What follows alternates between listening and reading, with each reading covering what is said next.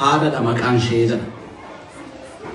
Gara laafummaa ishee o'aaf kunuunsa ishee kan hunduu yaadatu hogguu kulkulfatu kan hin dagatamne rirmii yaadaan nyaanne fakkiin ishee yeroo hundaa sammuu keessaa guddaa. Uumama lafarraa adda kan jedhamtu yeroo hundumaadhaa maqaan ishee waamamaa hin quufamtu. Addunyaa kanarraa dursa kan si beektu hiddaan nuura isheerraa soora kan siif taatu karaa ishee si fiduuf waaqni kan karoorse lubbuu baatta jedhee filee bakka buuse tole jettee baattee galfata uumaa ishee ji'a 9 guutuu ilmoo lubbuu qabdu baaddatti qofaa ishee haadha maqaan ishee. Lubbuu keessatti uumuuf waaqni uumaa hundaa laaboraatooriin fillee teeknooloojii guddaa laaboraatooriin isaa kan file uumaa ishee lubbuu keessatti uumaa gadabeessa kan ishee haadha maqaan ishee. Ji'oonni ulfaatoon 9 kun sun darbanii ammoo of kaluudhaaf yeroon yoo gahani uffee jechuun dura guyyaa miixuu jira. Miixuu jedhan malee du'a wajjin wal bira. Gaafas lubbuutti guraaree kokkeetti qabee sardee nan baaf hin baatu lubbuun yoo ragadde. Ani maan dhaladhee kan hundaa argee akka hin boqonneef boqonnaa na dhorgee. Waaqni maana dhiisaa maa anaan taphataa lubbuu kenni jedhee lubbuu koo fudhataa. Jettee man karaaraa waa sagal mammaakaa jiraaf du'a gidduu taateetu walakkaa.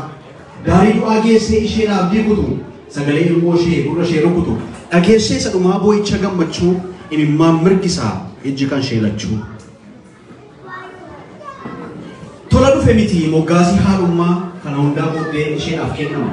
Kanaaf namni hunduu haadha mararfata ija sassataatiin hatee ilaalaa jaalala ibsata. Carra qabeettiidha baay'eedha eebbi ishee har'a qofaa miti yeroo hundaa guyyaan ishee haadha maqaan ishee. Arkin jiru.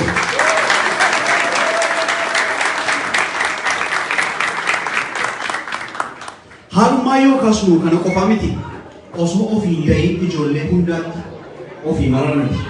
Dubartummaa keessa haadhummaatu jira. Yoo tarreessuu eegalle danuudha yaafiraa. Eebbifamtuun dubartii kan qalbiin badhaate fedhii waaqa isheetti ofitti fudhattee jirti. Eebbifamtuun kan waa maraan gaarii uumaa ishee sodaatti hin dabartu daarii. Dhala na dhoowwattee ilmoo naan kennine anis akka namaa da'ee hin hoosisne gadameessa kan bocuuftee naan taphattee ana nama miti hir'uu na'an na beemtee jettee waaqa isheetti daangaa hin dabartu. Harma gogaa hoosistee 10 kan guddistu uumaa ishee sodaachaa eeggattu mana ishee da'uudhaan yoo baattes guddistu dhala ishee haadha maqaan ishee.